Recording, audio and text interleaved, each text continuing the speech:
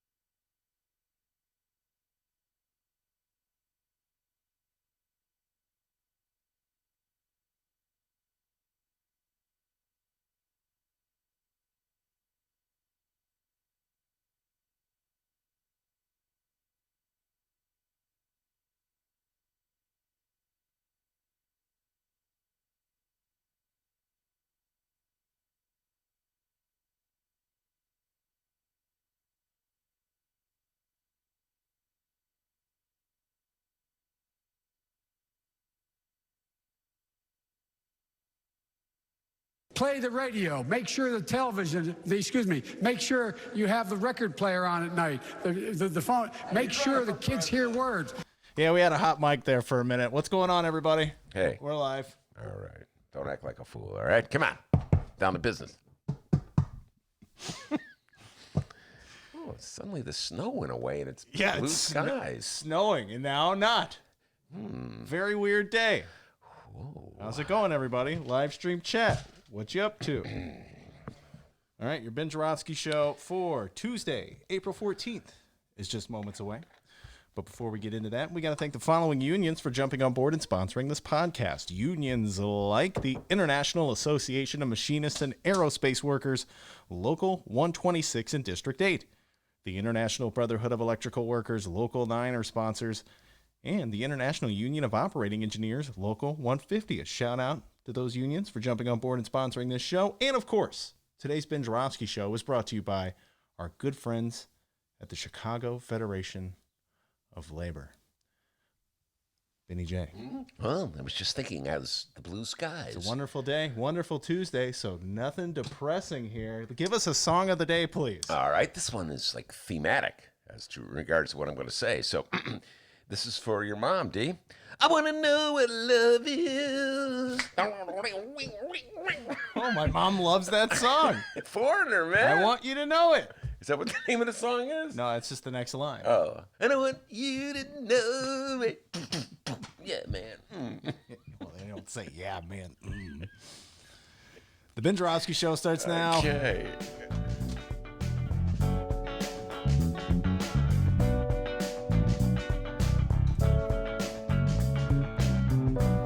It is Tuesday, April 14th. And live from Ben's house. Yeah. This is the Ben Joravsky show. Quit playing with the paper during the intro. Good Lord. There we go. Today on the program, it's the Ben Joravsky show debut of Crystal Cash.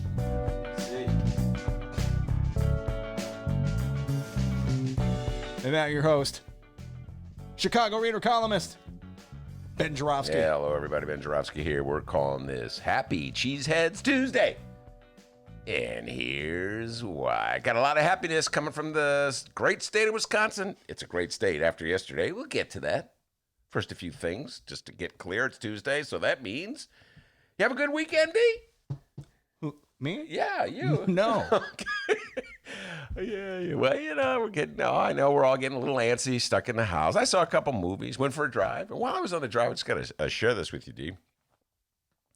I was listening to the classic rock station. That's why The Foreigner is on my mind. I like classic rock. I don't really know the songs, but I like classic rock. I listen to it all the time. And then I heard something on classic rock that I had never heard before. I heard the news. Oh, wow. Yeah. Were they good?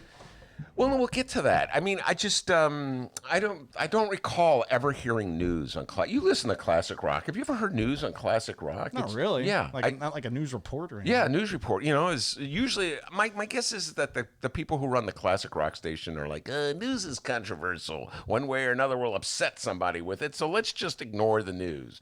And so, they'll be just like, all right, we're going to kick off this 5-record set with a little foreigner. I want to know what love is. I love when they go, we're going to kick off this set with a little foreigner. So I don't expect news from classic rock, like I said. But I guess, since we're facing the... Was it left-leaning, right-leaning, down the middle? Well, it was well, we'll get to that. So my guess is that what happened... AC/DC, all lives matter. We'll be right back. That's kind of what it is. Well, boss, that in and of itself is a little controversial. Oh, I can't say that anymore? All right. No, it was sort of like, they decided they're trying to look for some kind of news that would not be controversial in any way while meeting their obligation to give us information during this pandemic, which, I mean, really, D, I'll be honest with you, I don't know why they feel compelled to give us information during the pandemic.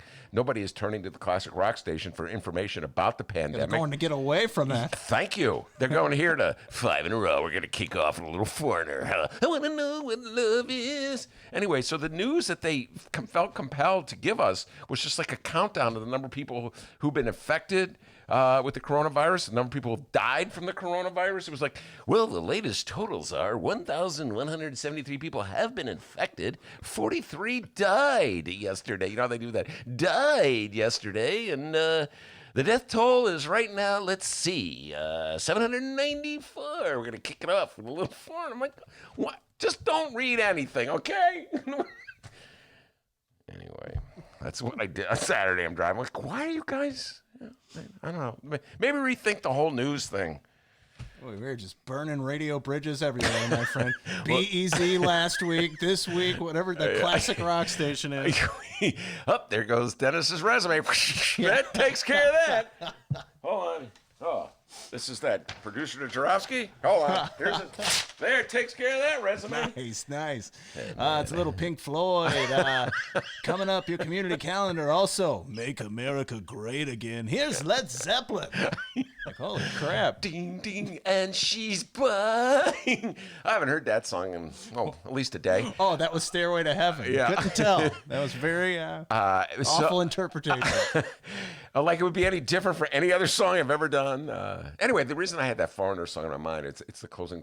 One of the movies I saw this weekend was Good Boys. You ever seen Good Boys, D? It's like a good movie to watch. I've seen Bad Boys. Okay, this Good Boys totally different than Bad Boys. Good Boys is like, a nice uplifting kid comedy. Anyway, I can't believe I watched it. But it made me feel good.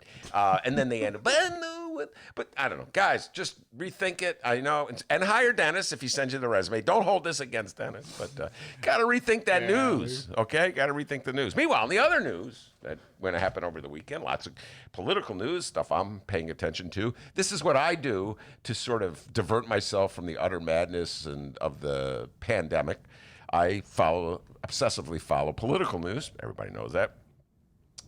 And let's see, Bernie Sanders. We're going to get to some of this in a little more detail with Dennis, but Bernie Sanders endorsed Biden.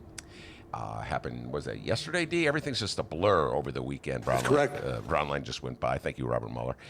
So it was yesterday, he endorsed Biden, and I'm sure it will not stop the Biden bros from complaining. You know what I'm saying to you?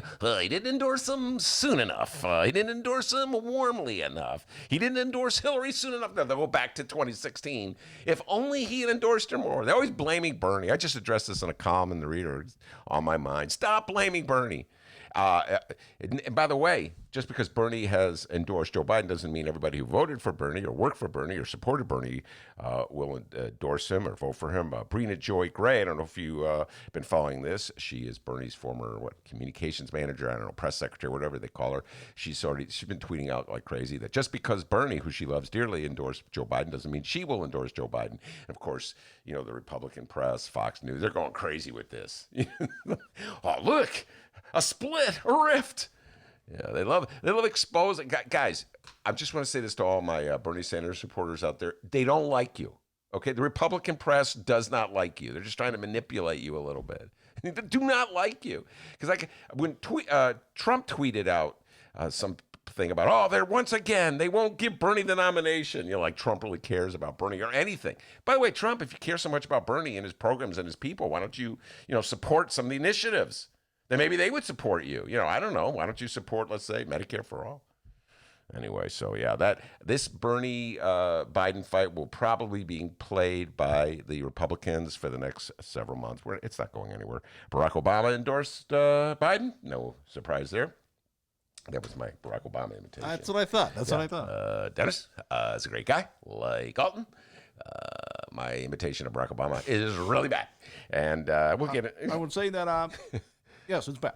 Yeah, it's really bad. He endorsed him without mentioning Trump's name. Typical Obama.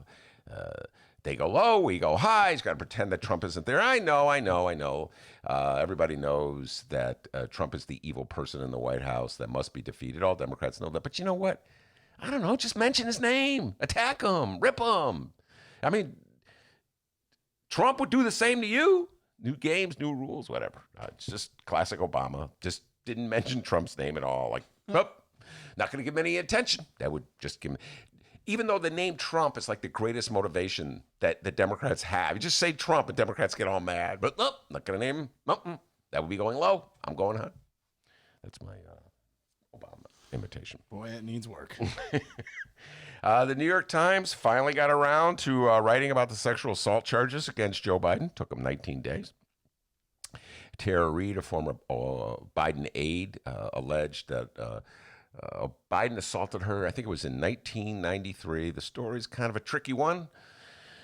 It's a lot of claims and counterclaims and stops and stutter steps and trying to make sense of it, and a little difficult trying to determine whether, it's really happened the way she said it is a little difficult. But, it's a really tricky subject in the age of the Me Too, because on the one hand, you want to believe a woman who comes forth with the accusation. That's sort of the principle we're following. On the other hand, the Democrats, and they really want to beat Trump. So they want, like the Democrats, like, Tara, could you just go away? Just don't talk about it. Talk about it in December after we defeated Trump. Then you can talk about it all you want. That's like, I got a good friend of mine, a Dem, who will go, I will not name this particular Dem, told me not to press Biden for anything. Just until after the election. I'm like, if I wait till after the election, I got nothing. You know what I mean? There's no leverage. He's not going to do it. It could upset it. Here's a chance to win. Don't ask him anything. Don't ask or demand anything. Anyway, that's kind of the Dems don't really know what to do. It really is starting to remind me a little bit of what went down in the 90s with Monica Lewinsky and Bill Clinton, where the argument was, well, the Democrats are really fighting for good things, Supreme Court nominations that were really important. So this could hurt the Democrats. So let's not talk about it. That's just, very political, very sort of cynical attitude to have. I'm not quite sure what it does to encourage women to come forth when they have legitimate accusations of sexual assault, but that's where we're at.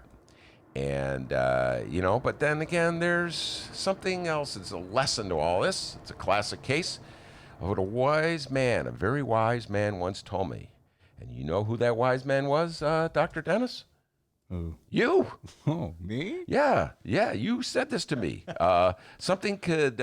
Contradictory things could be true at once. Remember that? Oh, yeah. You said that? We were in a car driving. The good old days. Yeah, I think you were smoking a doobie. I don't know. Ben, Come on. Let me tell you something. Yeah, there goes the job at the Hard Rock I know, station. man. No, he really wasn't smoking a doobie, Hard Rock While station. driving. The smoking a doobie thing, that's cool. He wasn't smoking a doobie, he was smoking a bong. Anyway, but it was the kind of what was the exact line you said? You remember? I was like, whoa, that's a great line. Oh, like what? Multiple things can be true at once. Yeah. I change it to contradictory things can be true at once. Yeah, I wouldn't say that. No, multiple things can be true at once. I can't remember what the context of what you were saying, but at the time remember how impressed I was? Like, whoa, that is so true. I'm going to steal that line and not give you any credit. But, at the last minute, I gave you the credit. It could be true, for instance, that the Democrats used Dr. Ford's testimony to try to torpedo Brett Kavanaugh's nomination. Remember that one, D? Oh, yeah. That could be true. And it could also be true that he's a dirty dog who did everything she said he did, right? So two things can be true at once. And similarly, it could be true that there's validity to what Tara Reid says about Joe Biden. On the other hand, there could be concern that people have that this could help Donald Trump. So two things could be true at the same time. I'm not certain how this will help Donald Trump. Since last I looked, I don't know, he had like 16, I think, allegations of sexual assault against him. I've lost count of how many, including a rape charge. So I'm not quite sure the Republicans are going to go around saying, how they're going to deal with this, you know what I'm saying, without dealing with Trump. But I guess it really is not an issue in the Republican Party. The Republicans have made it clear from the get-go they really don't care about sexual assault at all in any given way. At least the Democrats are tormented by the notion that there's an inconsistency. But there is an inconsistency, Democrats. No doubt about it. Your candidate has a very serious allegation of sexual assault that's been leveled against him. And I don't know. It's a problematic thing. It's given me pause. For full disclosure, I was never a Joe Biden supporter in this particular campaign. Isn't that correct, D? I was. I don't know if that's really Well, there was a moment when 100% correct. didn't he sort of edge his way a couple times into the top 5? Remember? He edged his way. And Yeah, I recall several live stream chatters going, "What the hell are you talking about?" It's true. He did. He did edge his way. Grandpa Joe. Yeah, I did. He's Grandpa. I went through that Grandpa Joe. You know, he's not a bad guy, but he never made it to the top 3. Okay, and I certainly didn't vote for him, and I have a lot of misgivings about him right now, and I'm really working this out. I just wrote a column about this for the Reader. I'm really struggling with Joe Biden at the top of the ticket for many reasons. Mostly having to do with ideology and what he would do, and some of his bizarre opposition to things that are just so basic that you think a Democrat would champion. I mean, here we're in the middle of a pandemic, and he's not ready to sign on to Medicare for all. I mean, that's like stubbornness beyond reason. It's like you got to wonder, like, what is motivating you, man? That's something Joe Biden and I have in common, D. We both say "man" a lot. Come on, man. I mean, what is motivating you, man? And Joe Biden's big compromise. Well, I'll lower the age of eligibility age. We're going to talk to Dr. Crystal Cash about this, from 65 to 60. So if you're 60, you're now eligible for Medicare. What if you're 59? You don't need health insurance? What if you're 58 and you lose your job? You don't need health insurance? I mean, it makes no sense. Why would you have an age requirement? If the notion is to protect everybody who needs insurance, and particularly now during a pandemic, and particularly now that people are losing their jobs and most insurance is linked to your job, why wouldn't you just have universal health care? I don't know. Why would you put an age requirement on? Well, you're 55, you got to die. It makes no sense. You're 60, you get to go to a doctor. I mean, it absolutely makes no sense. You're either for it or you're not for it. So it's like searching for a compromise. It's like he's thinking, I got to find some way to save face after ripping Bernie for this all this time. I know, I'll just lower it to 65. You know what, D? I just realized I was supposed to say nice things about Joe Biden until November. Here I go again. Here I go. Me and my big mouth. This is always what gets me in trouble, D. You recall the last job. We'll be in the attic forever. No, they'll kick us out of the attic and put us in the alley. Oh, yeah. Me and my big mouth. But I'm just pointing this out. I have a lot of issues with Joe. And then his thing on, I mentioned this in the Reader story, his thing on reefer. Now, I know that legalizing reefer is not the most pressing issue facing the nation, but I don't know. Every Democrat I know is for the legalization of marijuana. Pretty much every Democrat I know. It's hugely popular in the state of Illinois. We passed it by legislative act. We didn't even have to go to a voter referendum. The Democratic legislators, the senators and the state reps in Illinois passed it. The governor of Illinois, J.B. Pritzker, signed it into law. Immediately there was jubilation. People were pouring into Illinois on January 1st from Indiana and Iowa and Wisconsin to buy the legal reefer. Remember that, D? Sales are going through the roof. Now, we had Sonia Harper in the show last week talking about the need to have delivery. We're going to have delivery of reefer. I mean, not only legal, we're going to deliver it. Great bill, by the way. Thank you, Representative Sonia Harper, for proposing it. Maybe get some jobs out of this for people who really need them. Anyway, point is, it's a vastly popular program with Democrats. Joe Biden's like, well, more study. I don't know. Okay, I'm for decriminalization, but more studies needed. What? It's like reefer madness. Dude, everyone in your party is for this by and large. Why are you resisting? It's like he's still responding to an old focus group messaging thing from the 1990s. Oh, people are turned off by legal. Don't talk about legalization. Anyway, I'm in trouble again, D. I shouldn't be saying anything bad about Joe Biden. I'm going to vote for the guy if he's on the head of the ticket. You know that, everybody. I'm going to be complaining. I'm going to be one of those classic Bernie Democrats who complains but votes for the Democrat. I know some people who are going to be the classic Bernie Democrats who won't vote for him. I'm not going to mention any names, but I know a few people. Anyway. So where was I talking? I don't even remember what I was talking. Oh, you were talking about me not voting for Joe Biden. Me. That was more than likely I'll vote for it, but I just won't. I'll go. Yeah, what the hell? I know a few. Very similar to 2016. What the hell? I guess. In the Reader story, I break out the different types of Bernie Democrats and their attitude toward Joe Biden. Something that's been on my mind. So anyway, I'm gonna have a deal with the Republicans. Republicans are really pounding their chest. D, I'm going to come up with a deal with the Republicans. I think the Republicans will sign on to this deal, right? So the Republicans are going berserk. Fox News and the New York Post, and various Twitter heads, Republican Twitter heads, are really having a blasting Democrats because Joe Biden has this accusation of sexual assault. And they're like, oh, isn't it interesting how the Democrats believed Brett Kavanaugh's accuser, but they don't believe Joe Biden's accuser. Oh, they caught the Democrats with a contradiction, so they're really going to town with it. So I'll cut you a deal with you Republicans. How about this? Let's just assume, for the sake of this deal, that both women are correct. Dr. Ford, who made the accusation about Brett Kavanaugh, and Tara Reid, who made the accusation about Joe Biden. So I'll cut a deal with you. I will agree to have Joe Biden step down, use all my power and influence to have him step down as the nominee for the Democratic Party. We'll replace him with Bernie Sanders. How about that, D, for that? Or we'll let the Democrats replace him with whoever they want. And in exchange, you agree to have Brett Kavanaugh immediately step down from the Supreme Court. There we go. We cut a deal, D. That's a perfect deal, perfectly reasonable offer. Joe Biden steps down as the nominee. Brett Kavanaugh steps off the court immediately. As to who replaces him, well, we have to wait for the election. Remember Republicans? Remember what Mitch McConnell said back in 2016 when Barack Obama wanted to nominate Merrick Garland? Well, we should let the voters decide. So I'll tell you what, Brett Kavanaugh steps down immediately. We have the election, and then the next president, I don't know, be it J.B. Pritzker or Andrew Cuomo or Gavin Newsom or, I don't know, Kamala Harris or Bernie Sanders gets to replace the vacant Supreme Court position. I think that's a good deal. Nothing from the Republicans on that one. All right, and finally, a bit of good news from the Cheesehead state. I want to give a mighty shout out to the state of Wisconsin. The sound that you heard about 7 o'clock last night there were two sounds. One was this sound.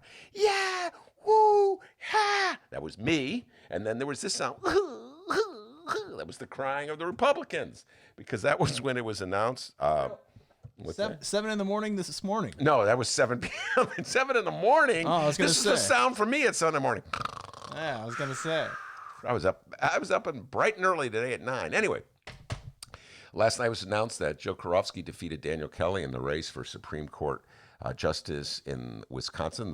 The election was last week. This was the election where the Republicans, man, I tell you, they play hardball, ladies and gentlemen. The Republicans of Wisconsin basically gave the voters of Milwaukee a choice. You could either risk your life to vote for Joe Joravsky, or you could just stay home and be safe, because they went to court and got the Supreme Court of the United States and the Supreme Court of the state of Wisconsin to back them in this effort to not to extend the time people could vote by absentee, vote through the mail, and they forced people to go stand in line on Election Day, and after they had closed for safety reasons, like 175 polling places. So there were these long lines of people in Milwaukee. They had masks on and everything. Really brave, courageous people, civic-minded Wisconsin residents. Got to give them a lot of love and a lot of credit. They stood in line and they voted, and the Republicans were cackling, ha, ha, ha, ha. This will probably do in Jill Joravsky, because she is. The whole thing was set up to defeat Jill Joravsky and promote Daniel Kelly, who was a MAGA hat wearer, essentially, one of those Republican judges like Brett Kavanaugh, Neil Gorsuch, who does whatever Donald Trump tells him. And he was put up to carry forth the agenda left over from Scott Walker, which is to agree to kick people off the voting rolls in the state of Wisconsin. It's that much harder for Democrats to win if you eliminate from eligibility Democratic-type voters. Hard to lose an election. This is what the kind of games Republicans play. It's what they've been doing in Wisconsin since 2010. They've been very successful at it. They did the gerrymandering. They used the power that they had by winning the legislative offices to gerrymander the state so that more people could vote Democrat and there would still be more Republican legislators.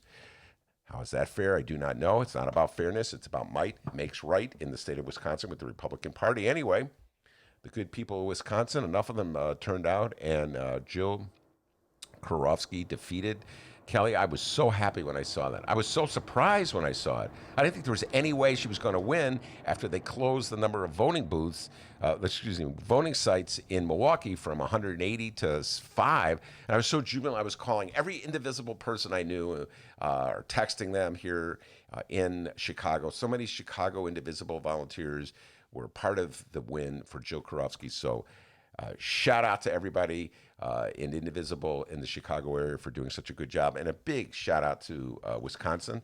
I am not going to say anything nasty about Wisconsin for at least 6 months. All right, D? Okay.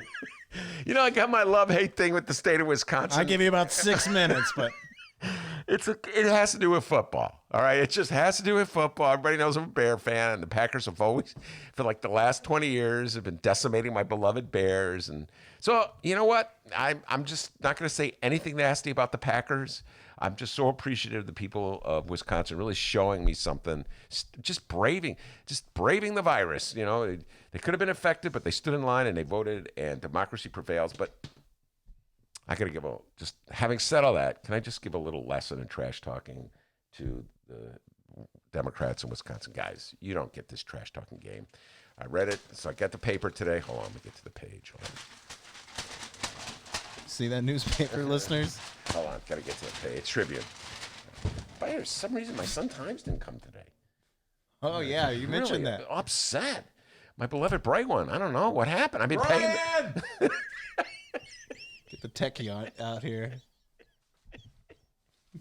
That's so true. When we're back at the Sun-Times office, and they give us that little studio, which I miss so much. Okay, got a text today from Miles, the editor. We haven't seen Miles. Yeah. And he misses us. We miss him. And with our little studio back by the bathrooms and the water fountain. I miss it so much. But you're right. Anything goes wrong, it's like, Brian! Brian's like the smartest guy at the Sun-Times. He's like what is his title? I don't know, smart guy or whatever. Smart guy. He's like the guy at the Sun-Times who really knows how computers work. And he'll come running into the He's the bright one of the bright one. And then it's usually like, wiggle the wires. Oh, there you go. Okay. Yeah, that day was funny. I just wiggle the wires. Brian, the video is messing up. I don't know. Hey, just jiggle the wire. I don't know, my dad's house? I know. That's like me fixing a TV. Here, hit the side. Bam, that ought to Aside from that moment, Brian's awesome. No, Brian is really smart. Anyway, hey, Brian, I don't know if you're in charge of this, but I didn't get my bright one today, all right? Could you jiggle the wires and see what's going on? Anyway, I did get the Tribune, and I did get the New York Times. So, but the Tribune story about Wisconsin, typical classic. The Republicans got mopped, all right? Essentially, Joe Joravsky took Daniel Kelly like he was a mop and just mopped the floor with him. Come here, sonny boy. Which is what, by the way, Biden did to Sarah Palin back in 2008. I was bashing Biden, but the guy did pretty well in the debates. And then with Paul Ryan, remember what he did to Paul Ryan? Come here, sonny boy. Come here, you little douchebag. That's it. Dennis is good. Grandpa's gonna get you. Come here. Come here. Give me a noogie. I got to give Biden credit, folks. He really did mop the floor with Paul. Come here, sonny. Anyway, you got to know how to trash talk. Democrats, you guys are so pathetic. You're like Dudley Do-Right. So anyway. It's funny how much can change in 8 years. Not the same Biden. He is the same Biden. It's just that the stakes are a little higher. Maybe he's not. I don't know. Let's see how he did okay. I mean, but the bar is so low in terms of debates. But he was actually forceful in 2012 and in 2008. So maybe you're right. Maybe it's not the same Biden. Play the radio. Make sure the television, make sure you have the record player on at night. The phone, make sure the kids hear words. Yeah, maybe. Maybe. I'm behind him 100%, D. Okay, just like Bernie says. All right? As goes Bernie, so go I. Joe for president. All right, where was it? Oh, state of Wisconsin. So Joe Joravsky just mopped the floor with this guy, Kelly, all right? So they turned to the head of the Republican Party in Wisconsin. Now he just got whooped But typical Republican, they're not going to admit it.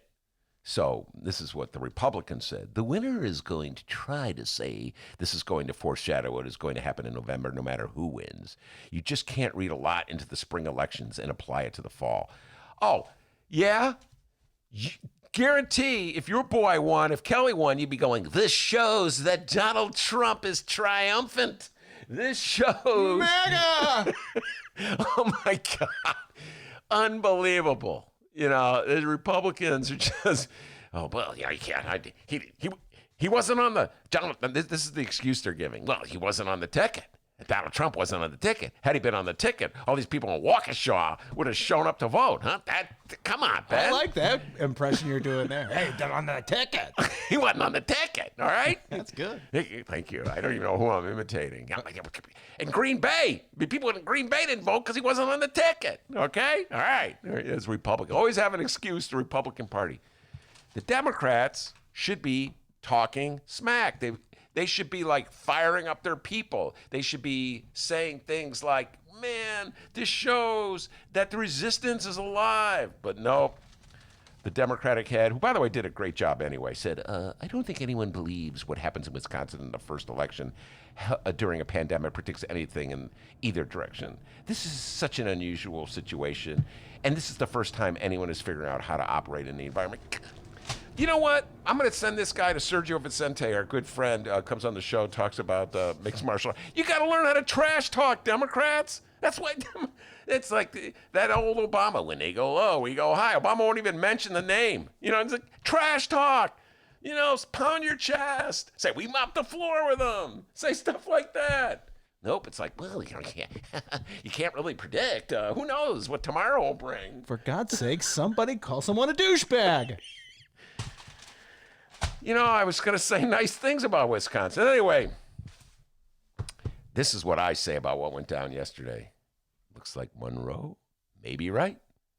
Come November, Donnie's going down.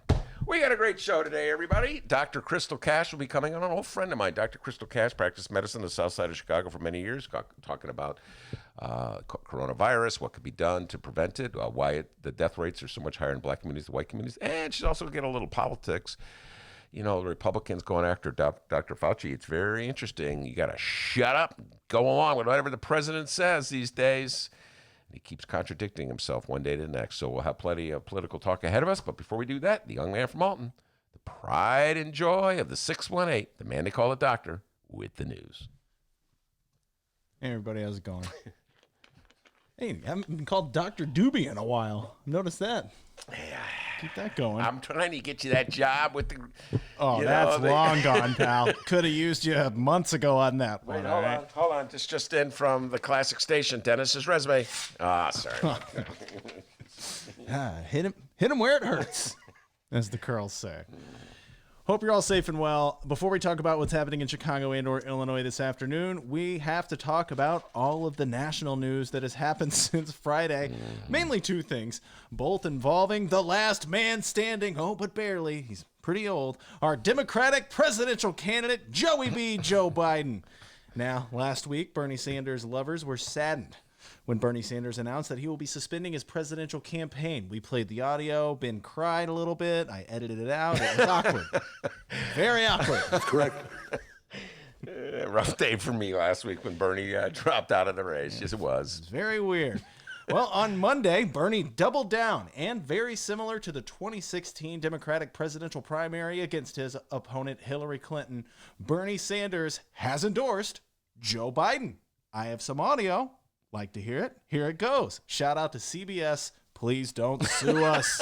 Please. Today, I am asking all Americans, I'm asking every Democrat, I'm asking every independent, I'm asking a lot of Republicans to come together in this campaign to support your candidacy, which I endorse, to make certain that we defeat somebody who I believe, and I'm speaking just for myself now, is the most dangerous president in the modern history of this country, a president, and you made this point, who downplayed this pandemic, who ignored the advice that some of his people were giving him, who has not used the Defense Production Act early on so that we could produce the masks, the gowns, the gloves, the ventilators that our medical personnel desperately need, who today, because I understand that is threatening to fire Dr. Fauci, who has been an unbelievable, who has been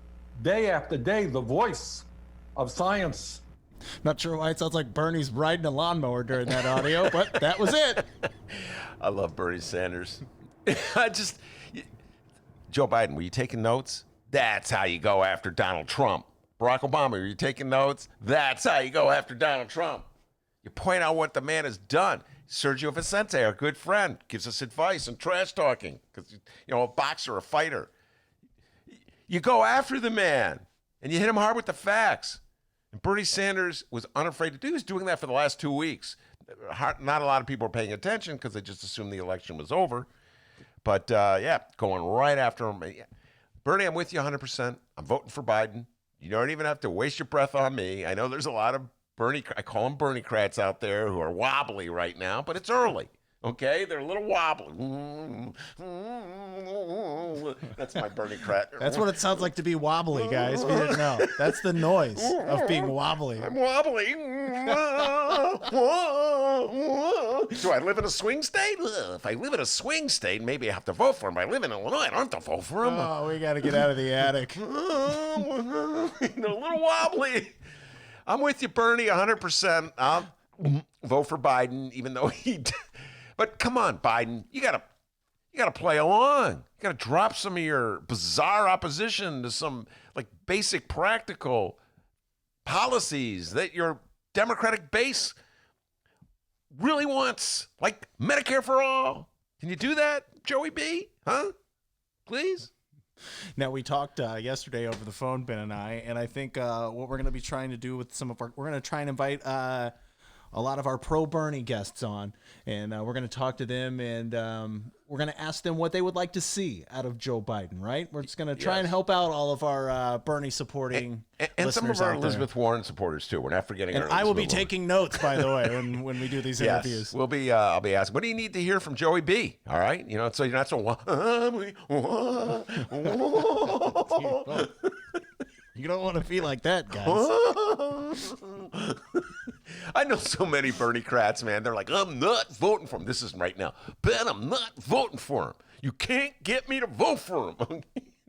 All right, calm down. It's April. We still have a long way to go. Every time a Bernie-crat writes about how he or she's not voting for him, you know, Fox is like, well, another Bernie-crat says he's not voting for him. There you go. Okay, Fox, calm down. It's April, all right? We'll see what the world looks like in November. Wobbly. Well, Bernie, I want to thank you for that. It's a big deal, I think that your endorsement means a great deal. It means a great deal to me. I think people are going to be surprised that we are apart on some issues, but we're awfully close on a whole bunch of others. And I think you've made. If I am the nominee, which it looks like now, you just made me. I'm going to need you, not just to win the campaign, but to govern. And so, do you have any questions for me, Bernie, at all? I did, Joe. Before we do that, Ben, your thoughts? I love how Bernie pounces. I did, Joe. I love Bernie Sanders. That was like the old Joe. I like. Yeah, he's not a bad guy. When he got, remember those days, D? I'll put him number 5. He's a nice guy. I had to put somebody 5. Okay, everybody giving me a hard time, and then I would challenge my listeners. You come up with 5, and then they would do things like this: Bernie 1, Bernie 2, Bernie 3, Bernie 4, Bernie 5. That's hardly coming up with 5 guys. Okay, so it's hard. You go through that list. Now I kind of wish. I was nicer to some of the other candidates who don't seem so bad. Oh, too late for that. I did, Joe. Let's talk about some of the areas that I think we are actually fairly close. There are some areas where we disagree, but somewhere we are fairly close. Let's talk about the economy. And above and beyond the crisis that we're in right now, very well that millions of our people are working for starvation wages. And one of the fights that I've been waging for a number of years now is to raise that minimum wage to at least $15 an hour. Is that something, Joe, that you are supportive of? Bernie, I am extremely supportive of that. And I thank you for leading on it. I thank you for your endorsement, your support. But it means, look, it means a great deal to me personally. As I said in my statement, when you suspended your campaign, I want to thank you for being the powerful voice. And you've been the most powerful voice for a fair and more just America. It's a voice like yours that refuses to allow us just to accept what is. You've refused to accept that we can't change what's wrong in our nation. You refuse to accept that health and well-being of our fellow citizens and our planet isn't the responsibility of somebody else. It's our responsibility to act now. And you don't get enough credit, Bernie. Well, he gets a lot of credit on this show, but that was a pretty good pivot by Joe. It was a very specific question. Are you supporting raising the minimum wage? And someone kicked his motor on there halfway through. And then he's like, yes, and then quick pivot before he has to get into any of the details. But yeah, I'll support your stupid thing, but listen. But you're a great guy, and I everything you said, Joey B, I agree with you about Bernie Sanders 100%. But what about that minimum wage? What about that health care for all? What about the Green New Deal? Hey, how about that reefer, legalizing reefer? You think you can do that? I put this in the story, D, and I've said this to you many times. You watch. If Donald Trump is in trouble and he sees those polls aren't moving, he's gonna try something desperate. He will immediately, I'm for the legalization of marijuana. Anything he can to an election. But you know what? I'm glad that Joe Biden is inching, I say, to the left. Got to push him a little harder, move to the left. We're in the middle of a pandemic. Even Republicans are coming up with Bernie Sanders-like legislation. It's okay, let it go. It's not 1995 anymore. You don't have to abide by the focus group findings from the 1996 election or whenever it was that you're linked to in the past. So come on. Let's get with it. Let's join the Bernie movement. Let's see Joe Biden embrace all of Bernie's proposals.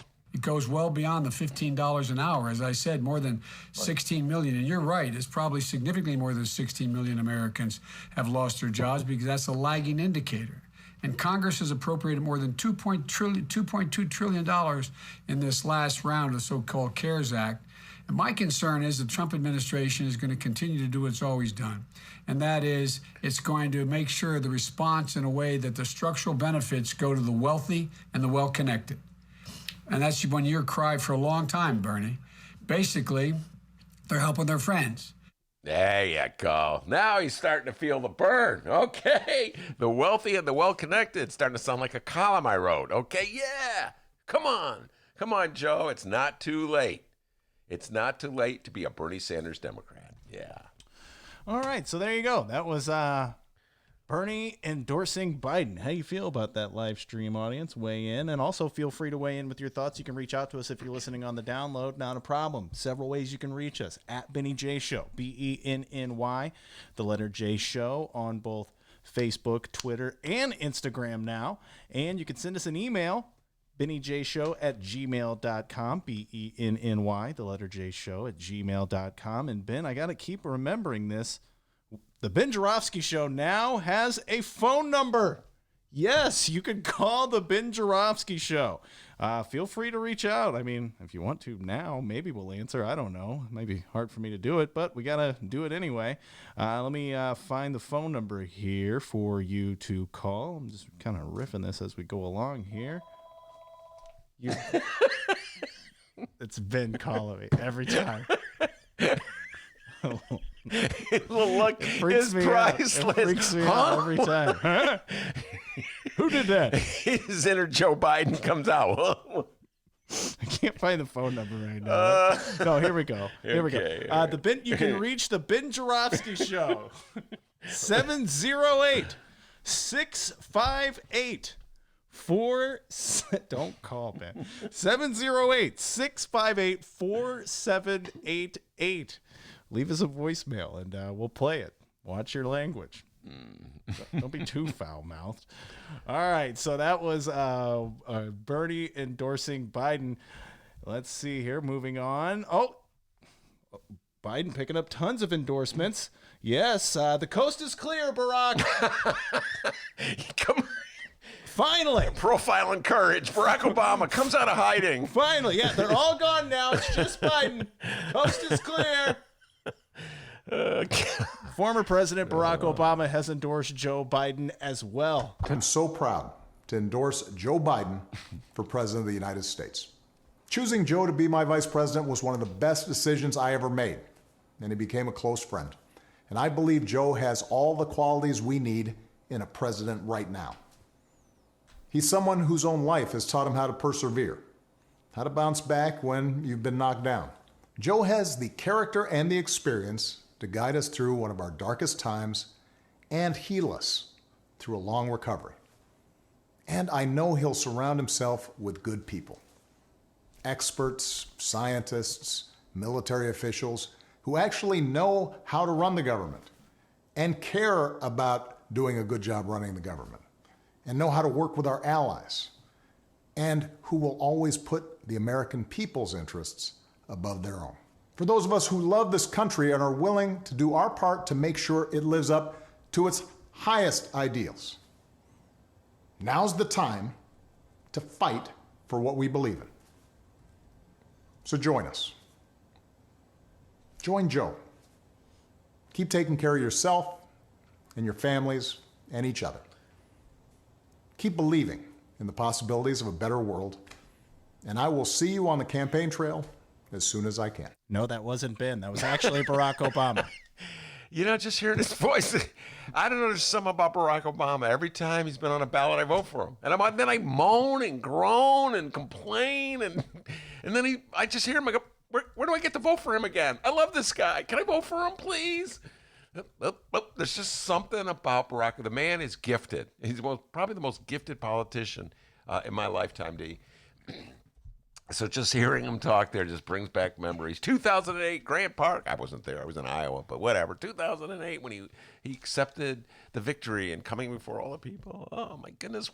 Can you believe what it was like then and what it's like now? Here I am stuck in the attic. Here you all locked in your homes, people on the front lines battling this disease every day, more horrific stories. Our president of the United States is a combination of clueless and antagonistic, out of his mind. Oh, man. We've come a long way from Barack Obama. Yeah, it's good to hear his voice. And, you know, behind the scenes, D, he was kind of undercutting Bernie the whole time. But we're not going to talk about that. Okay, you well, you kind of answered my question there. Did that work? Are you riding with Biden now that you heard Obama endorse his boy? Well, I was riding with Biden. Before that, as you recall, I declared early on, a long time ago, that I was going to vote for whoever the Democrats nominated, including Michael Bloomberg.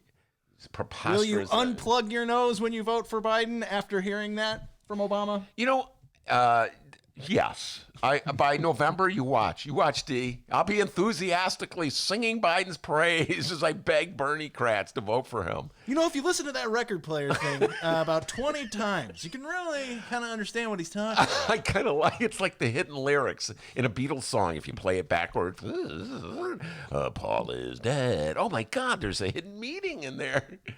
So I'm already starting to become fond of Biden. And what was the other one he had? Remember the cure is bad. I forget that one. Remember that one, D? I was like, I heard that. I forget what it was. It was talking about the cure for the economic recession we're facing. And I sent it to you, D. Can you please help me with this? What is he saying? So I'm already having a fondness for Joe Biden already. Okay, we're only in mid-April. So I'm jumping aboard. Hold on. This is me jumping aboard the bandwagon. Let's hear that. Oh, killer sound effects today. But you know what? Let's hear it one more time. You jumping on a bandwagon. Eat your heart out. Whatever all podcasts. All right. I want to say this. As much as I enjoy hearing Barack Obama do his Barack Obama thing, we all know Barack Obama behind the scenes was undercutting Bernie the whole time. Remember those little, like, he would send out these little messages. We should be too woke. We're too woke. Remember those messages? And then all my Dem friends would put it on their Facebook pages. They loved it. Like, listen to what Barack Obama says. It was like basically saying, Ben, are you paying attention? So, yeah, I got mixed feelings about Barack Obama. I complain about him all the time. But when I hear his voice, I go, That's my guy. I voted for him. Let's see, I voted for him for senator. I voted for him for president in the primary, and I voted for him president twice. Would reassess the recommended period for keeping businesses shut and people at home. Are you at all concerned, as Trump said, that we cannot let the cure be worse than the problem itself? We have to take care of the cure. That will make the problem worse no matter what. Vote blue no matter who, guys. Vote blue no matter who. And that's true. That's how I'm doing it, okay? Yes. I love that. That may be my favorite bet. We have to take care of the cure, guys. Vote blue no matter who. All right, on to the local news here. Today, our Illinois governor, yes, he will be giving his daily COVID-19 press briefing. So that means, yes, more than likely, right now, there is a sign language interpreter just stretching their fingers out and getting ready to interpret everything J.B. Pritzker is talking about. So make sure to watch that to get the daily updates on that, all right? No public events scheduled for our Chicago Mayor Lori Lightfoot, but Ben Joravsky, I have a feeling that today Lori Lightfoot is celebrating. She's at home, obviously, saving lives. But today she's celebrating. No haircuts. No haircuts. It looks fine the way it is.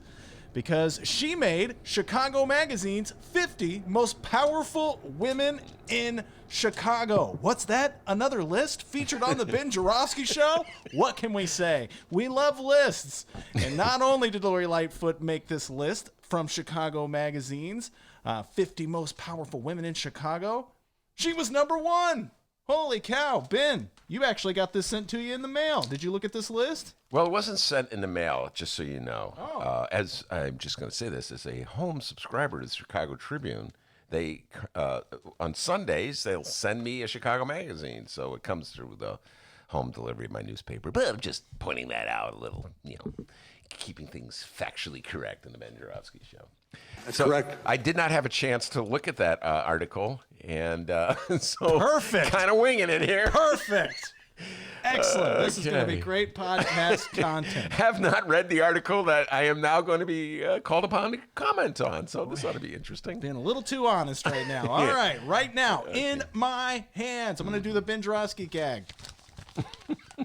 Chicago Don't Magazine. rip my magazine. I won't. Your Chicago Magazine, the 50 most powerful women in Chicago. Now, of course, we're not going to go through. Wait, time out. Is it Chicago or Chicagoland? Does it say Chicago or? Wait, hold on. Let me look. Boy, we are not the two to be doing that. No, it's Chicago. All right, okay. Whoa, calm down. All right, okay. I want to know what love is. Sorry. Please keep listening, guys. All right, so we're not going to talk about all 50, all right? But I went through and looked at the list of the 50 most powerful women in Chicago, not Chicagoland, just Chicago. And Ben, there are 12 of the women listed in this list have been on the Ben Joravsky Show for 10 trivia points. Can you name all 12? All right. You looked at the list, I know. Well, I didn't look at the whole list. All right. I know that. Well, you just said Lori Lightfoot. Lori Lightfoot was on the show. Remember that one? There you go. Before she was elected. Once elected, I am never going on that show again. Lori Lightfoot is on the list. SDG is on that list. Stacey Davis Gates The great on the Stacey list. Davis Gates is on the list. And there's a great picture of her in there. Stacey Davis Gates. There's a picture of her. I saw that when I was flipping through it before pre-show prep. Oh, let me look at that thing. My only qualm is they have Stacey. What number is she? She's like They got Stacey Davis Gates, I believe, 14? at number 15? 13. 13. 13? Yes. All right, hey, Chicago Magazine, pay attention. She should be number 2. Lori 1, Stacey 2. It's like, can we have that one-on-one basketball game? Stacey Davis Gates versus Lori Lightfoot? We're pleading for that? Stacey Davis, both of them love basketball. Both of them were point guards in high school. Anyway. I was going to say, there's no timer, but your time's up, all right? You couldn't list them all. All right, let's just go over this. Okay, I got 2 right. Yeah, way to go. 2 and a big long riff. All right. So, Lori Lightfoot, obviously, she's number 1. All right, let's see here. Going through number 2 through 9. Oh, wait. Oh, number 6.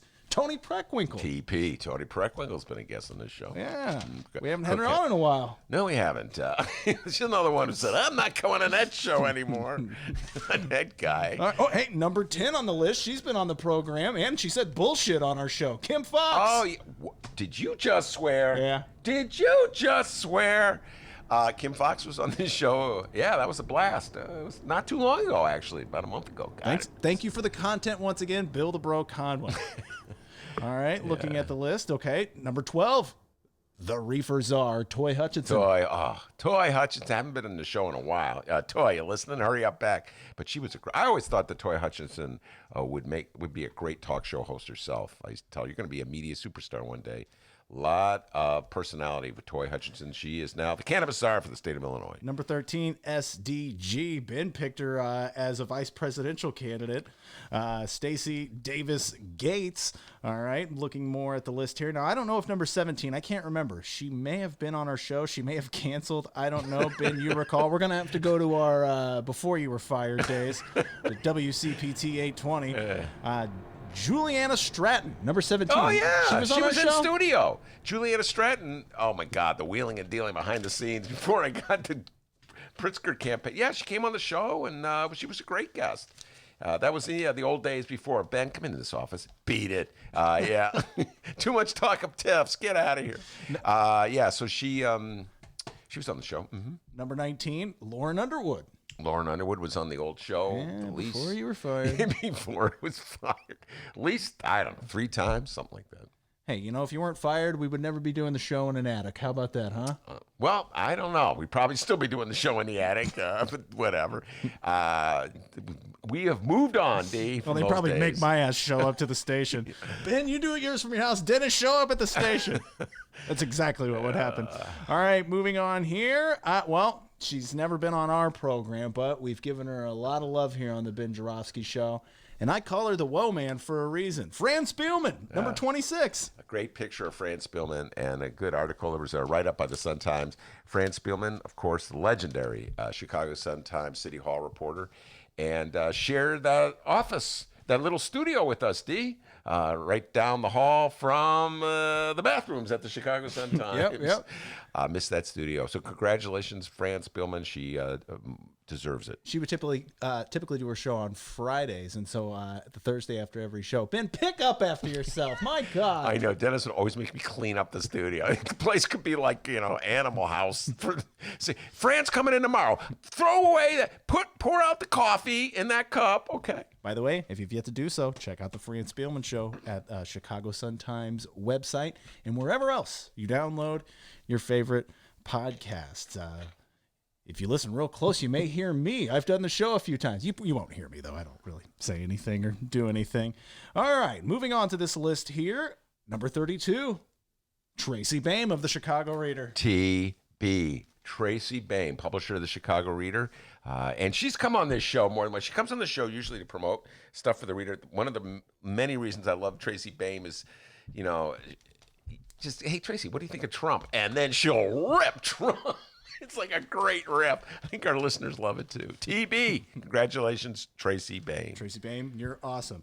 All right, I think we've got about as much as we can get out of this bit here, Ben. So let's just list the other names that have been on our program. Susanna Mendoza. Let's see. Also, okay, no one on that list. We're at the top 10.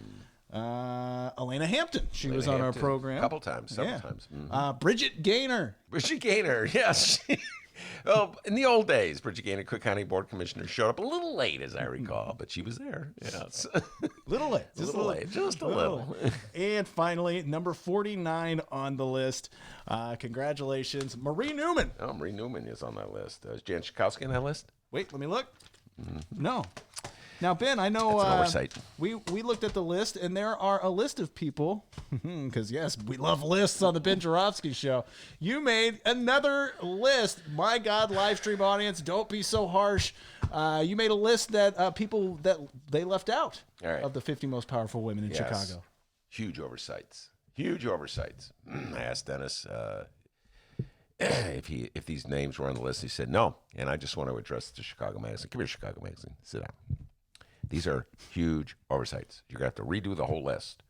All right? Well, starting with Jeanette Taylor. JT should be on that list, okay? JT20. All right, here's the list. There, put JT on it. All right. Maya. You are killing it on the sound effects today. How come Maya's not on that? Here we go, huh? Here we go. There you go. Don't rip anything important. I hope. Oh my God, this is the contract to my house. By the way, there's a repairman outside in the snow. You see that, D? Focus, Ben. Oh, sorry. Who else? Candace Castillo. Candace Castillo's not on that list. Love Candace Castillo. Tells it like it is. Hey, Joanna Klonsky is not on that list. Here we go. I'm telling you, half the people on that list, Joanna, they don't get up in the morning before I'm calling Joanna. Joanna, what do I do? What do I say? What do I? Oh no. So the brains behind half the list is Joanna Klonsky, ace strategist and publicist. She should be on that list. Lorene Targos, is she on that list? LT is not on the list. Sorry. That list. Here we go. Got to get LT on the show. How about the Heartland Mamas? Are they in that list? Well, it's in Chicago, so no. Well, you know what? We should throw them on just because I love them dearly. Is Del Marie Cobb on that list?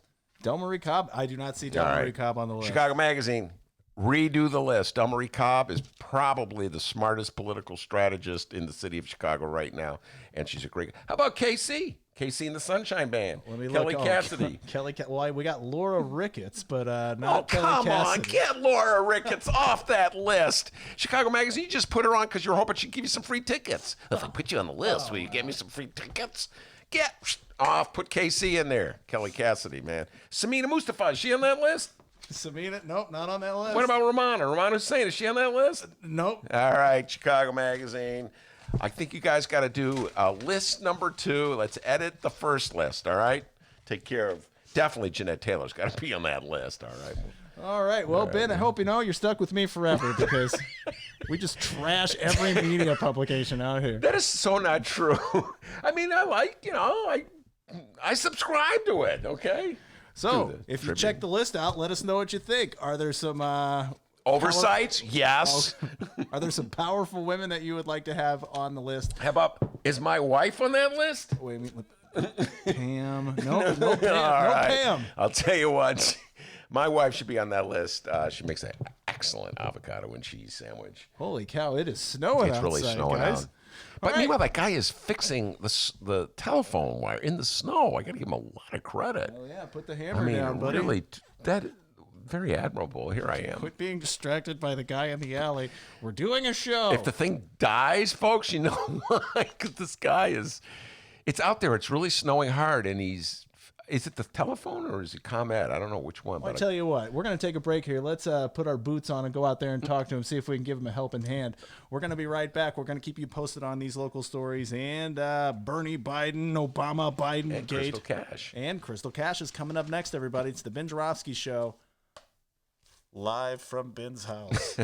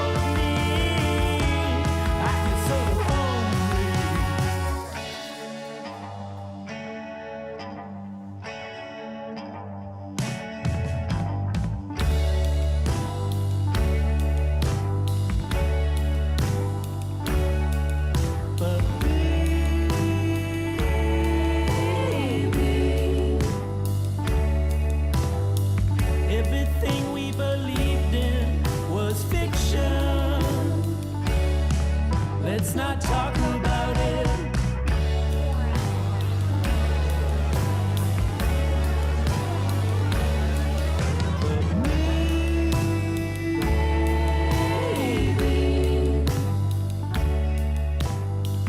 This world of ours was not meant to last. Let's not talk about it. Coming up, everybody, Crystal Cash in moments. I'm going to call Crystal. Until then, well, by the way, that was The Curls. Go check out The Curls. Ben really likes that song. Bad boy. Yeah, he loves Bad Boy. Go check out The Curls. We really appreciate them letting us playing our music, and more importantly, not suing us. Yeah. It's fantastic. So we're going to play the other song that we got sent to us by Michael. Michael Girardi reached out, and he sent us this awesome song. It's the editorial board. He actually sent us another song. I got to get it into our computer, so that may be coming up tomorrow. But I'm going to play this song, and then I'm going to grab Crystal Cash, and the Ben Joravsky Show will continue.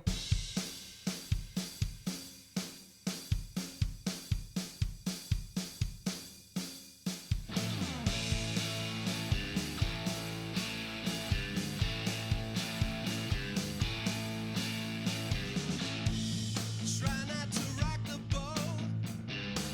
Don't wanna give you all false hope. That's the story from the editorial board. The candidate most likable is somehow not electable. That's the story from the editorial board. We'd like to save the world when it's under attack, but how you gonna pay for that?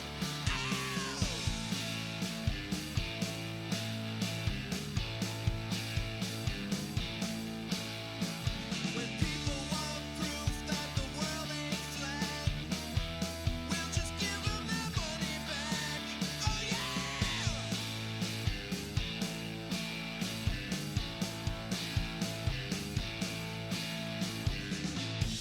We heard what you wanna do. Now we'll tell you what's best for you. That's the story from the editorial board. A little tip for the working man. Your employers are all our friends. That's the story from the editorial board.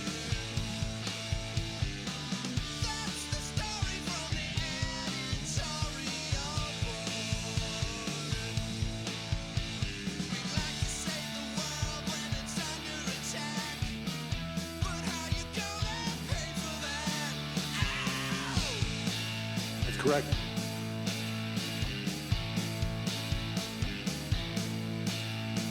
When people want proof that the world ain't flat, we'll just give them their money back.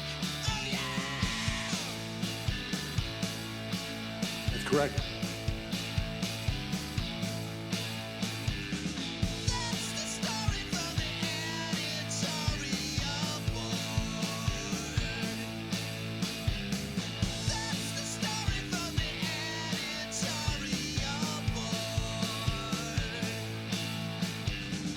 That's the story from the editorial board. That's the story from the editorial board. Ben, put that cigarette out. You're not a rock and roller. I love that song. Hey, everybody, we're back, and with us now is Crystal Cash. Dr. Hello. Crystal Cash, are you there? Yes, I am. All right, welcome to the show, Crystal. Let me just say this, Dr. Cash, before we start talking, take the deep dive and all the issues of the day. Crystal Cash, I've known for a long, long time, and was probably the smartest kid I knew back in college, or definitely in the top three. And I remember many conversations we had back in the day, Crystal, where you always tell me how wrong I was. I don't remember what it was, but I was wrong during those conversations. Do you remember those good old days back in college, Crystal? Very idealistic. Thought I had the world in my palm. Yes, I do. All right, yeah. It was back in the 70s. We went to college together. Crystal went on to bigger and better things. She became a doctor, and she's been practicing on the south side of Chicago for quite a while. And I bumped into her, Crystal, what was it, about a month ago at the Promontory. We were talking about politics. I think it was Super Tuesday night, if I recall. Jeanette Taylor was there. Yeah.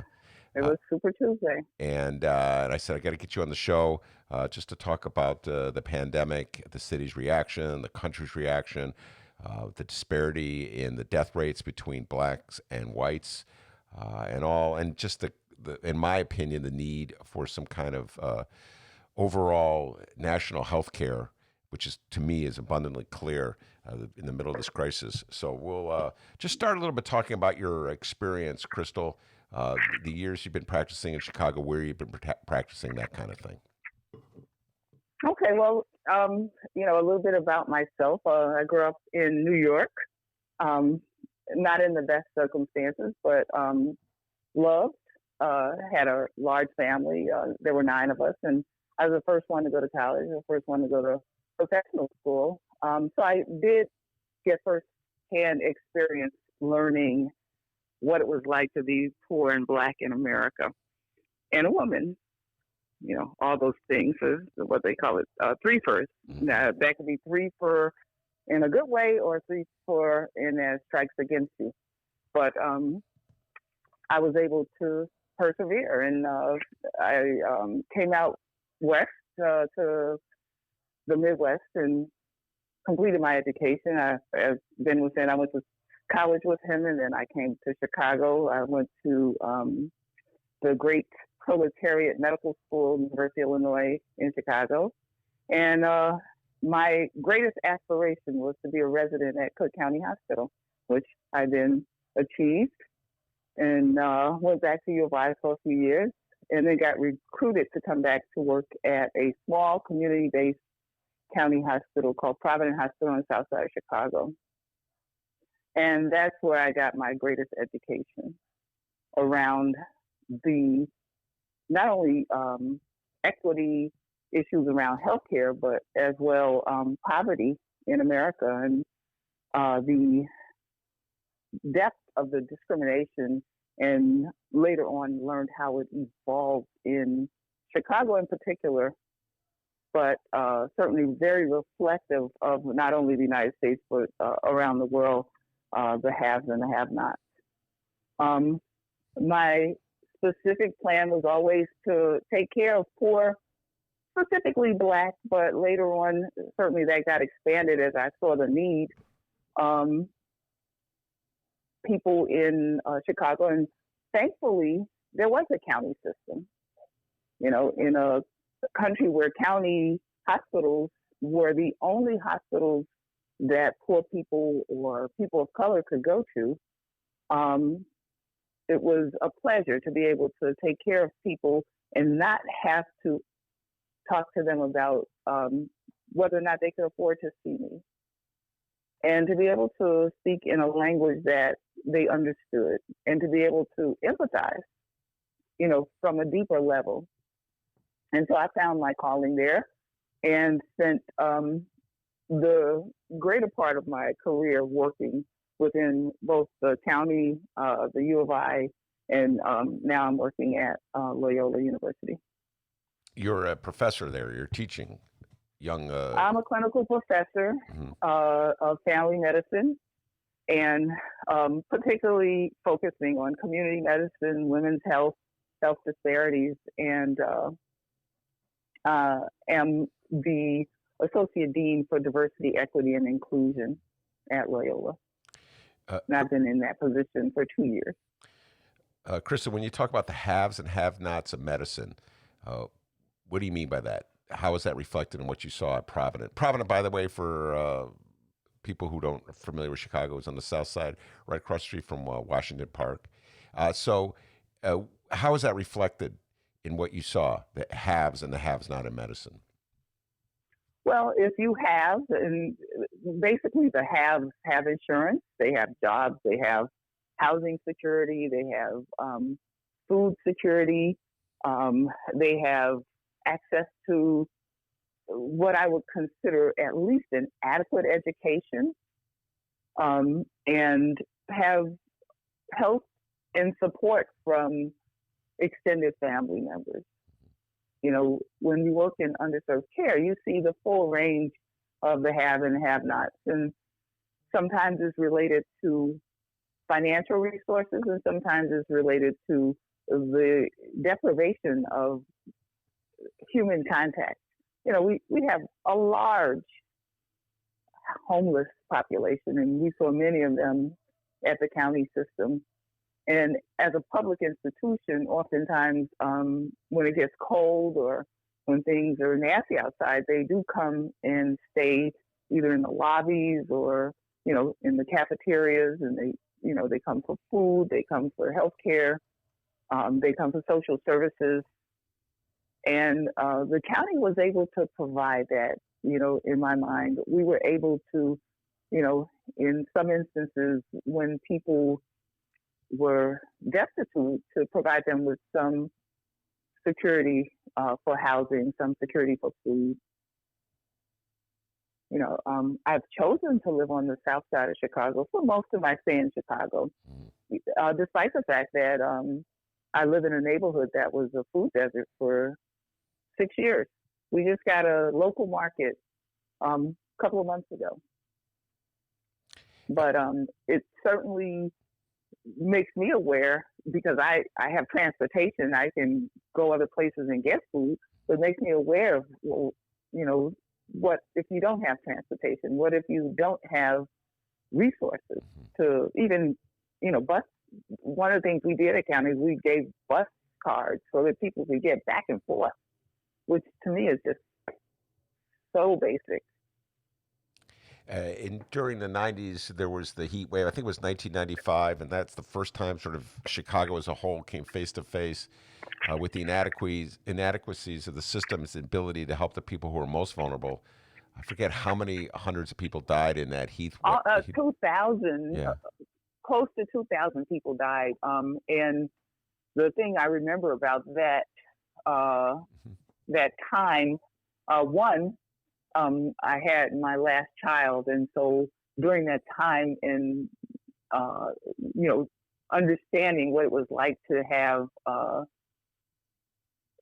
be vulnerable under those circumstances, and close to 2,000 people, and the mayor at the time, who will remain unnamed, but we know who he was. I don't know why you're not naming him, but whatever. Go ahead. Yeah. He denied it for a very long time until it became indisputable. And you see that recurring time after time. Whenever there is a crisis, there's the initial denial. One, because it's not the reality of the politicians. They're not living that reality. They don't see it. It's not visible. It's like asking George Bush, the old George Bush, what does a loaf of bread cost? No idea. No idea. And so, you know, people who, as the current situation revealed, people who are closed in, who don't have close family contacts, who have a myriad of chronic medical conditions that are either partially treated or untreated. And, you know, you try to find out and look at, and certainly it's no surprise what's happening now, but you try to look at the root cause. You know, physicians like evidence-based medicine and root cause analysis, they use all of these terms and they collect data. And someone who's very good at collecting data, especially on the south side of Chicago, is University of Chicago. And they, to my mind, are beginning to understand that they need to do a better job at providing services to the area that they live in. And of course, they were forced to open up a level 1 triage center after closing it. And that was certainly under duress. But they collect data and they know what the problem is. They know what the root cause of the problem is. But for many years, they only attacked it very superficially. I say now they're doing a much better job at it. But same cause, poverty, disenfranchisement, and lack of resources are a lot of the main issues. You know, when we talk about what were some of the factors, at the county, we were able to provide people with, I would say, at least as much as we could, culturally sensitive healthcare, medications, supportive services like social workers, home healthcare, home physical therapy, or physical therapy on the premises, people who would go and look after people. And a lot of that did start after 95, when they started saying, like, what kind of services can we provide that we don't put ourselves in this situation again? And certainly as time goes by, some of those services wane with financial pressures on the system. And then here we are again, back in the same situation. Here we are again, back in the same situation, again, a great disparity in the death rates. And so what didn't the city do to address these issues between 1995 and 2020? What should the city or the state have done, Crystal, in your mind, that might have prevented the situation from being the same? What is it, almost 30 years later? Trying to change the infrastructure. One of the things that I feel was a failing of the last at least two mayors was the lack of interest in developing infrastructure on the south and west side of Chicago. And not only, you know, when I call attention to the south and west side, any map that you look at where it looks at the demographics and disparity and the greatest risk of any health condition on the planet, the highlights are usually in certain areas of the west side and the south, predominantly the southeast side of Chicago. And those areas have been so brutally disinvested in. And so over the course of the years, you would think if poverty, lack of resources, and isolation, disinvestment were the causes of all the deaths in 1995, why wouldn't that translate if barely anything had been done from 1995 to 2020 in shoring up that infrastructure, investing in people and places and things in the areas that had the most devastation? Why would it be any different? I thought that, unfortunately, Obamacare was a good first step, but it was a weak first step. It was so diluted as to really not be as functional as it needed to be. And I'm talking about the fact that insurance companies basically kind of mocked out the plan. And there are some things that are available and some things that are not available. And resources still tend to be very thin. When you talk about people who are in training, because we obviously don't have enough doctors. And if we did have enough doctors, there's no mandate to place them in the needed areas, you know, the places where they'll be most useful. Like right now, there's a hue and cry for people to volunteer and to, you know, retirees to come out of retirement and go back into practice. You know, if we had an adequate number of physicians and equipment, we wouldn't be making those kind of emergency calls for people to come back. People would be in place. And, you know, all of those things, you know, didn't happen. They opened new medical schools, they increased the number of trainees, and we still don't have enough physicians. We've had people looking at this since the turn of the 19th century. And here we are in the 21st century, and we still have not resolved that issue. So clearly, either we don't believe it's needed, or we just really don't care. The people who can afford to have doctors have plenty of doctors. Well, I hate to say it, but I think we really don't care. I think it's pretty obvious when I take a look at how the city doles out its money, its economic development dollars, its investment money over the 20-year period you're talking about, Crystal, the 25-year period you're talking about, which I spent most of my life studying how the city doled out those dollars. It's pretty obvious to me that the city did not have this was not at the top of the list, to put it mildly. And in fact, that essentially the city's planning development, if it were, its planning strategy was to just hope that the people who are most vulnerable and most exposed would just move out. I mean, yeah. They did massive movement of people outside of Chicago. I mean, Illinois itself has lost, I'd say, at least 100,000 African Americans in the last 25 years, if not more. And some of it was in Chicago being the central place. You know, people came here for jobs, for housing opportunities, for education. I came out here for education. And when that stuff started drying up, when they started, and I would not argue that the housing projects as they were structured, without maintenance, without care, became like prisons or prison training locations. And so the fact that they may have needed to go was correct. But you have to have a plan of deconstruction and where these people should go, where people should go, where they can have access to food, jobs, and safe housing, and not just tear everything down and let things fall as they may. I'm certain somebody had a plan. I'm certain of it. And this may be the plan.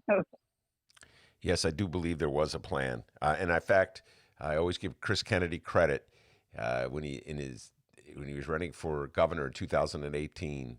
He blurted out that the planning strategy of Chicago, the Chicago Mayor Rahm Emanuel and Mayor Daley, was effectively intended to move black people out of Chicago. And then everybody just jumped down his throat. How dare you say that? Shut up already. The cat was out of the bag. All right, going forward, what do you think the city and the state should do so that we don't have this situation repeating itself with the next pandemic? Well, it's interesting. Rush received lots and lots of grant money to develop those isolation pods that they have, just in case there was some biowarfare. And incidentally, guess what? They have the largest capacity to take care of COVID patients in the city as a result of them having developed those. And that was supported both federally and locally, the building of those pods for decontamination. And we had drills around the city. And I don't exactly remember the year, but the year that the L accident downtown happened and there were lots of people died, and that's when they looked at, do we have the capacity to deal with a disaster? Mm-hmm. In my mind, that's the first time I remember them doing disaster planning and training.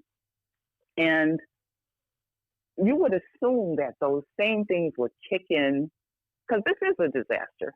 It's a natural disaster. It's not a man-made disaster, or so they say. But those same things should have kicked in early.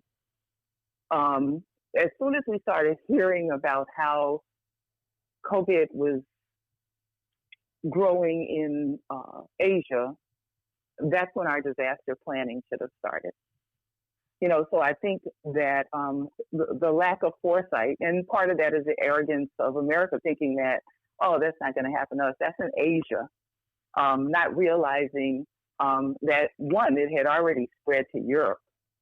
And because, of course, we prefer people coming from Europe than from Africa or Asia, we didn't do our due diligence, because most of the cases on the East Coast have been traced to Europe. And so, there were several incidents of people coming back from places like Italy and France who were not screened, they were just asked, did you go to China? Have you been to Wuhan? And no, of course not.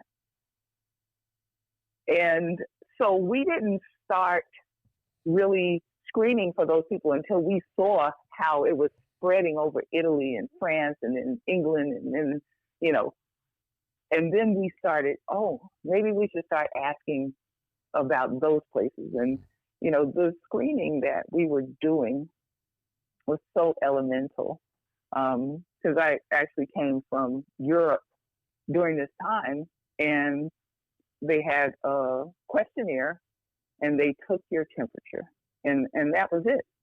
So how do we catch people who are carriers if we're only screening for people who are immediately ill? So that was a major flaw, I think, in our screening process, is that we were not catching people who were carriers. Well, go ahead. Go ahead.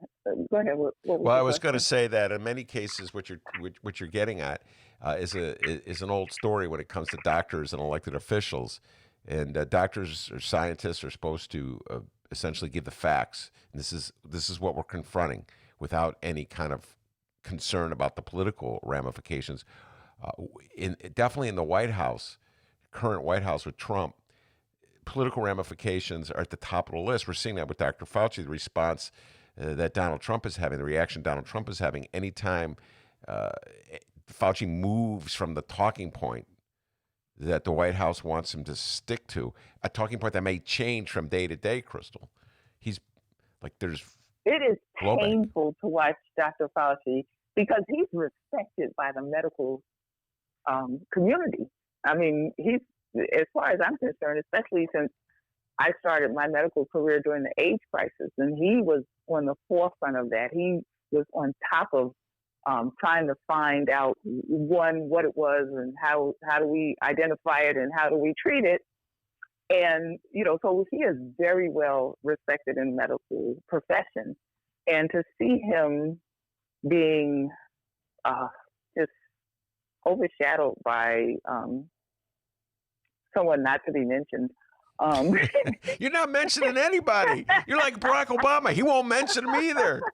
It's like, no, I mean, when I'm from the African tradition, is that when you say somebody's name, you invoke them, and I do not want to invoke.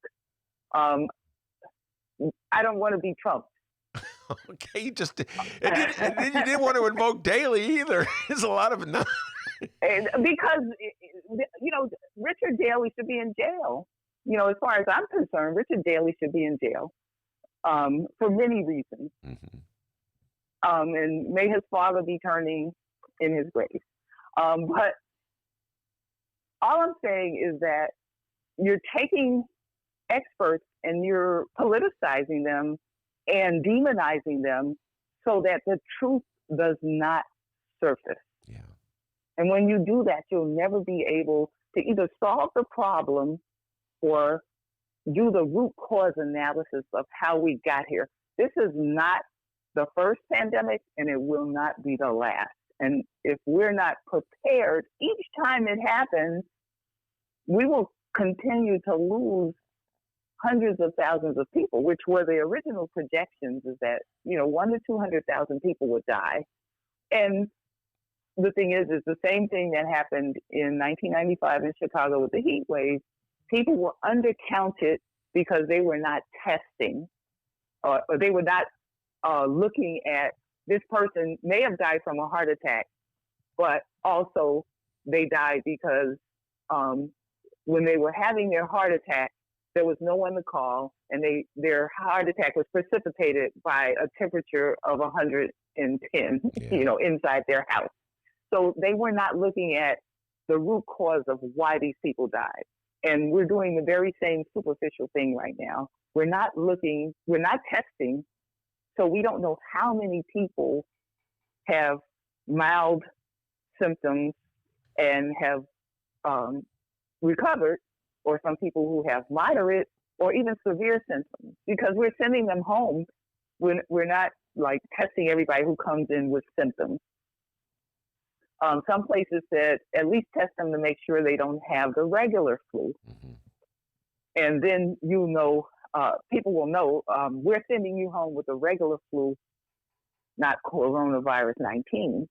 So because we're doing such limited testing, we're only finding people who are already sick, or at least they now are testing emergency workers.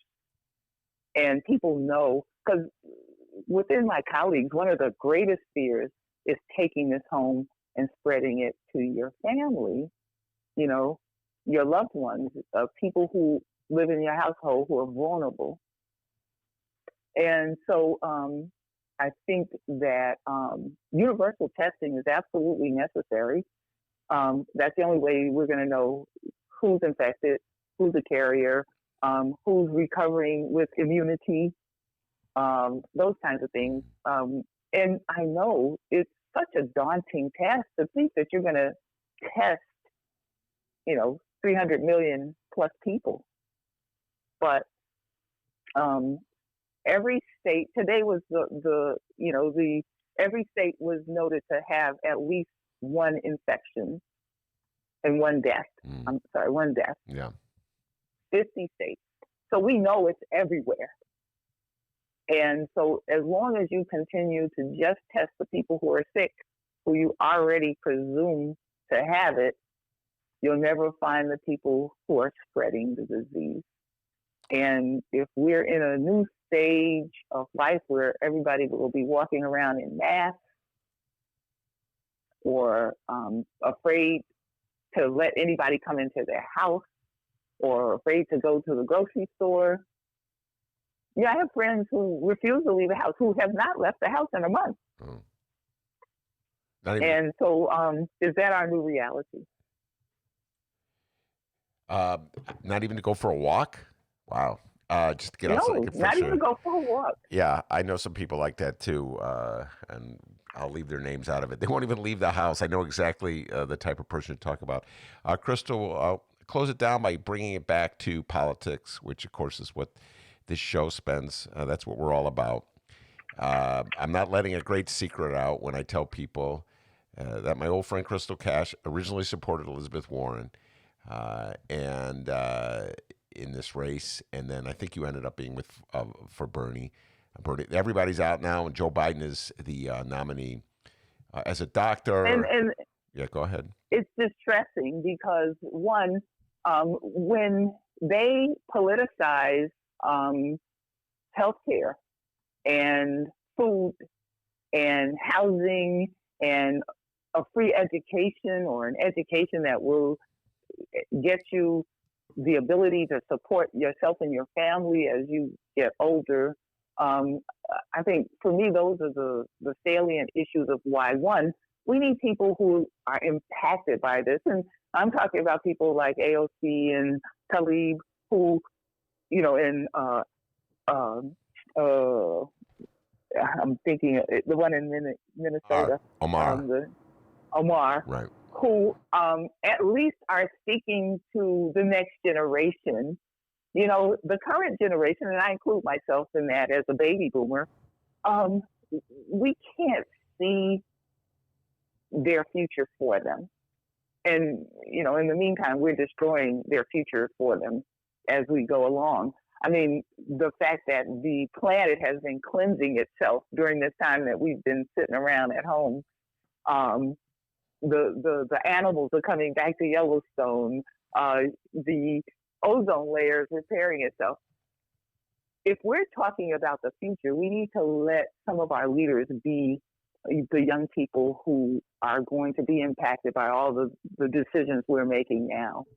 So we need new leadership, completely new leadership. And, unfortunately, I don't see Biden as new leadership.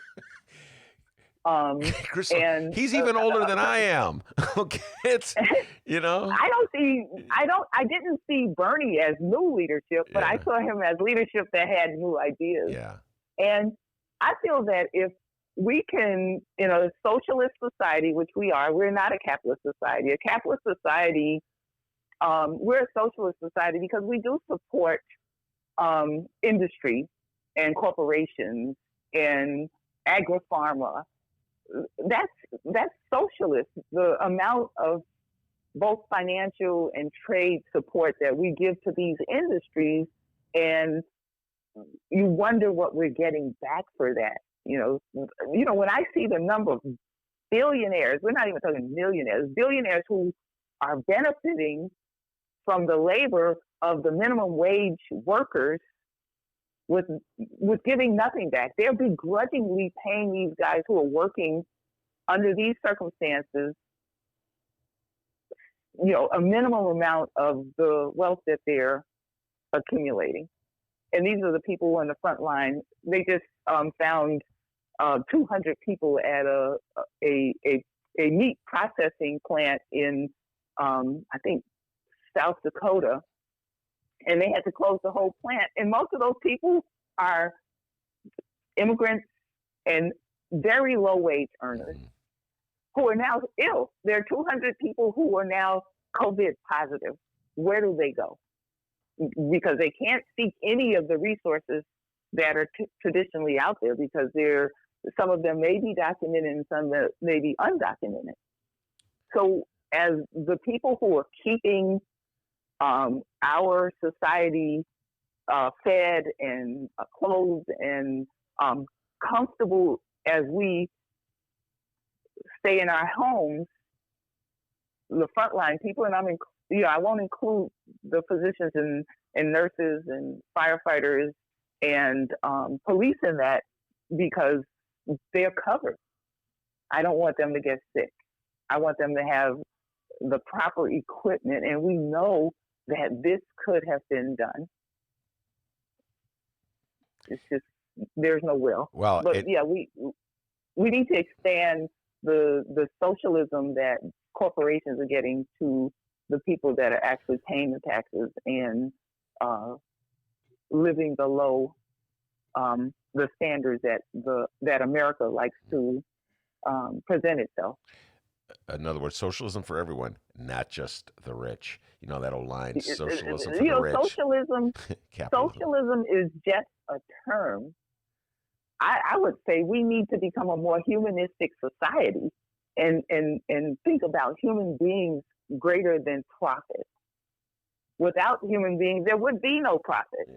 But to think that people are expendable as you make your profit, society is doomed if that's the way that we continue to move forward.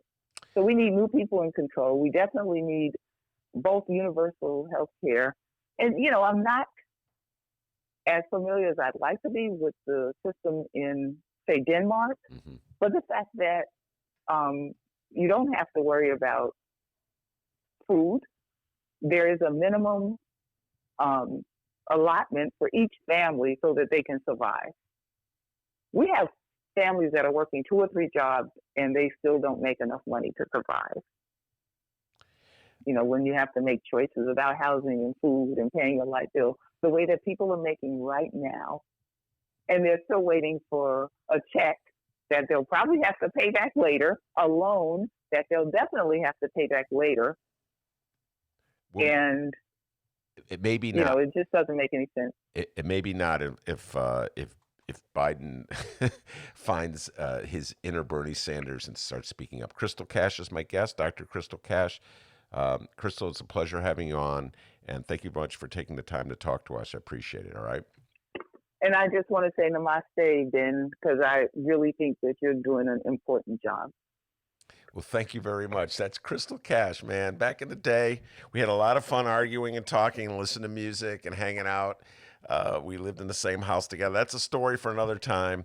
The great Crystal Cash, she's a doctor and doing a lot of good things herself. And thank you very much for coming on the show. And I also want to thank the man, the myth, the legend, the pride and joy of Alton, Illinois, without whom this show would be I possible. was so close to asking her how big of a pothead you were. Don't ask Crystal that. So close. Oh, those are my glory days. When I'm hanging out with Crystal and all the good people. Wait.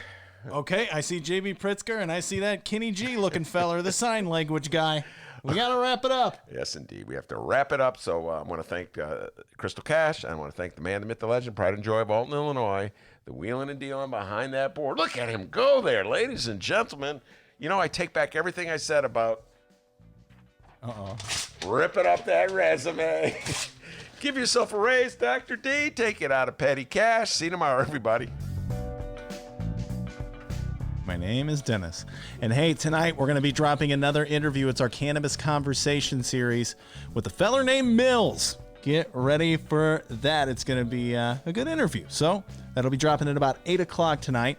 So be on the lookout. And remember, you can download previous Ben Joravsky shows and Benny J bonus interviews at both Chicago Sun-Times and Chicago Reader websites and wherever else you download your favorite podcast. Subscribe to the Ben Joravsky Show. And you'll get the bonus interviews. So much content. If you're bored at home, good chance you probably are. We have a lot of content for you to check out. Go check it out, and we'll see you tomorrow.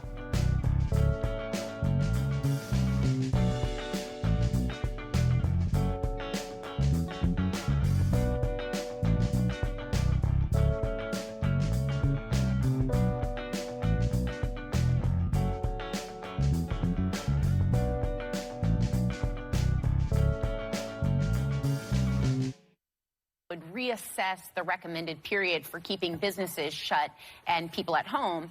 Are you at all concerned, as Trump said, that we cannot let the cure be worse than the problem itself? We have to take care of the cure. That will make the problem worse no matter what. That's correct.